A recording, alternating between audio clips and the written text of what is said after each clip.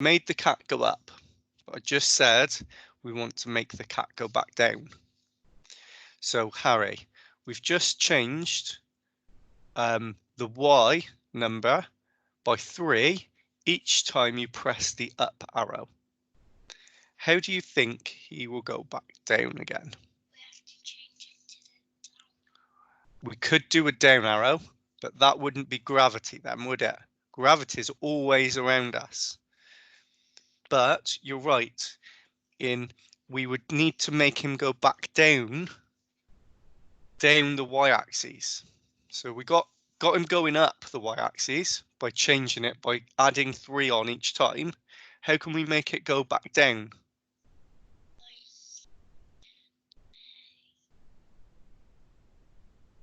Take away. We could take away. Okay, so we can use negative numbers.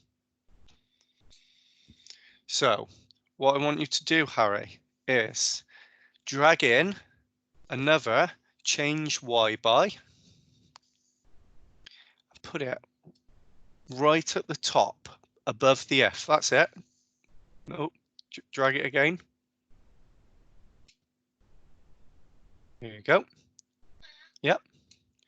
So, but we don't want it to be changing by 10. So that block of code, if you remember when we did the sequential programming last time, yeah, it's going in. When you press the flag, it's going to go to 0, 0. 0, 0 is in the 0, 0 is in the middle. Yeah. And then while our game is being played, it's going to change y by 10. So he's going to start floating up straight away. So we want to start the game and see if that's true. So we're not pressing any keys. Look, it's just going up. Yeah, but we don't want him floating up, do we? What does gravity do? Gravity pull you down. So we're going to change that number from 10 to minus, let's say minus 1. 1. So minus is here on the keyboard, and then 1. Okay, look what he's doing now. Yeah? Does that look like gravity? Yeah? So press stop on the flag and stop the game. Okay, press the flag again to start the game. He should start back in the middle and he's going to start floating down. How can we make him go up? It's the up arrow. Keep pressing it, hold it down. What happens if you let go?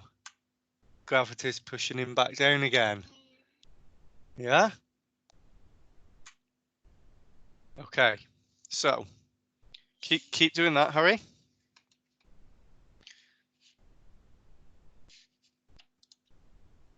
Oh, sorry, mate. Just stop there. We're just going to stop. Okay, so the next part of our game. Up until now, we've been using the Scratch cat. And as I said at the start, that Scratch cat is called a sprite. Okay, it's down here in this bottom right hand corner. Okay, you see the little picture of the cat. Okay, in a moment we're going to work with a new sprite. Okay, so a new image, and we're going to begin making our rocket game. So the first thing we need to do is we don't want to lose this code, because what do we want to make the rocket do?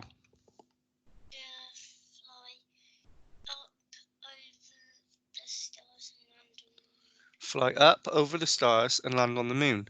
So we can reuse this because we've made the cat go up and down. We're going to want to make the rocket go up and down. And there's gravity, isn't there?